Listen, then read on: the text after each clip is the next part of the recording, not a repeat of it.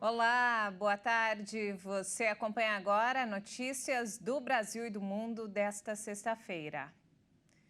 E o índice de atividade econômica do Banco Central, considerado a prévia do PIB, registrou a quarta queda mensal seguida em novembro.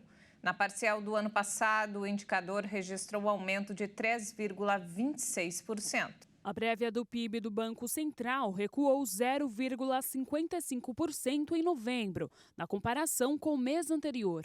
O resultado foi calculado após um tipo de compensação para comparar períodos diferentes. Esse foi o quarto mês seguido de recuo do nível da atividade da economia brasileira. A desaceleração aconteceu em um momento em que a taxa de juros estava elevada. Na comparação com o mês de novembro do ano passado, o indicador do nível de atividade registrou um crescimento de 1,65%. No acumulado de janeiro a novembro de 2022, o nível de atividade da economia brasileira registrou expansão de 3,26%. Para 2022, o mercado financeiro estima uma alta de 3,03% para o PIB. Já para 2023, a expectativa é de um crescimento menor, de 0,78%. A Justiça do Distrito Federal mandou bloquear os bens e o dinheiro de 59 suspeitos de financiar os atos de depredação na Praça dos Três Poderes. A quantia deve ser usada para reparar danos ao patrimônio público em caso de condenação.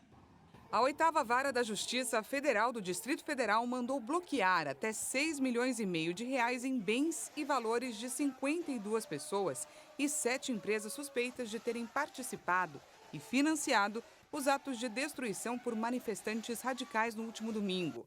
A decisão provisória foi tomada em regime de urgência, pedido da Advocacia Geral da União.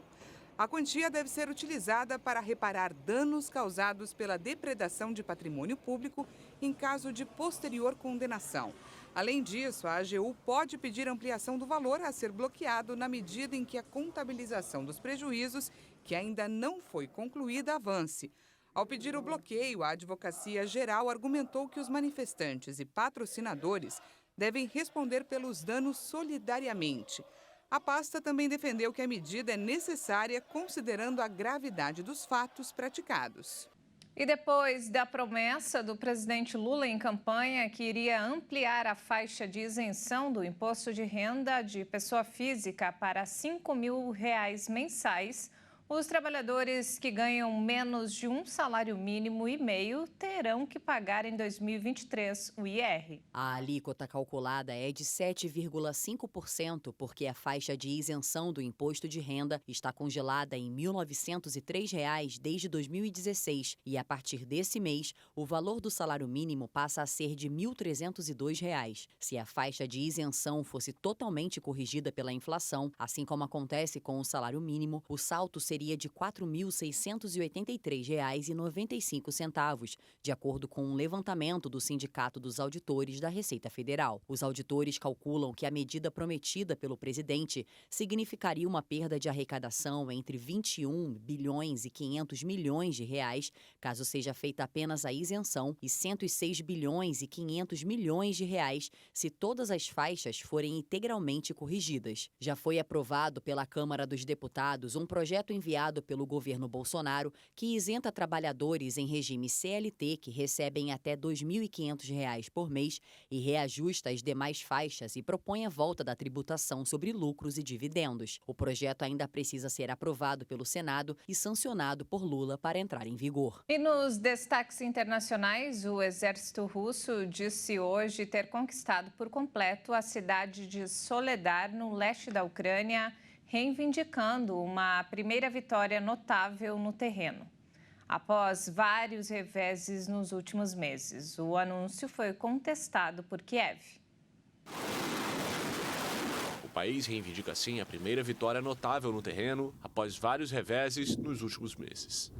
No final da tarde de 12 de janeiro, concluiu-se a liberação da cidade de Soledar, que é importante para a continuação bem-sucedida das operações ofensivas na região de Donetsk. De acordo com o porta-voz, o controle total de Soledar permite cortar as linhas de abastecimento das forças ucranianas situadas na cidade de Bakhmut para bloquear e cercar as unidades de Kiev no local. As tropas russas realizaram continuamente ataques concentrados às posições das forças armadas ucranianas na região, impedindo a transferência de reservas, o fornecimento de munições, assim como as tentativas de retirada do inimigo para outras linhas de defesa. O anúncio foi contestado pelo exército ucraniano, que desmentiu a perda de Soledar, afirmando que os combates não cessaram. Kiev garantiu que as forças do país mantêm a situação sob controle, mas admitiu que as condições são complicadas. Estados Unidos e Cuba vão retornar neste mês o diálogo sobre questões de insegurança e imigração. A informação é de um funcionário da diplomacia americana. Um porta-voz da diplomacia americana afirmou que autoridades dos dois países vão se reunir neste mês em Havana para discutir questões de interesse bilateral na aplicação da lei em escala internacional. A fonte defendeu que o fato de participar destes diálogos demonstra o compromisso de manter um diálogo construtivo com o governo cubano. Washington e Havana retomaram o diálogo sobre a questão da imigração em 2022, em um momento de grandes números de entrada de cubanos no país. Em janeiro, a Embaixada dos Estados Unidos em Havana voltou a emitir vistos para os cubanos que desejam se estabelecer no país, mas uma normalização de relações com a ilha ainda não está na ordem do dia. O ex-presidente Donald Trump pôs fim à política de abertura com Cuba iniciada pelo antecessor Barack Obama. Joe Biden tinha prometido revisar a política em relação ao país caribenho, mas endureceu a posição depois da repressão às manifestações em julho de 2021. Números oficiais mostram que depois de seguidos aumentos da taxa de juros, a inflação atingiu o nível mais baixo nos Estados Unidos em um ano. O presidente Joe Biden comemorou o resultado e disse que o país está no caminho certo. A inflação em 12 meses alcançou o menor nível nos Estados Unidos no último mês de dezembro. E números oficiais indicam que o pior da escalada de preços pode ter ficado para trás. Os dados de dezembro mostraram um aumento de 6,5% nos preços ao consumidor durante o ano passado. Segundo dados do Departamento de Trabalho dos Estados Unidos, trata-se do menor crescimento na medição em 12 meses desde outubro de 2021 e se compara com os 7,1% registrados em novembro.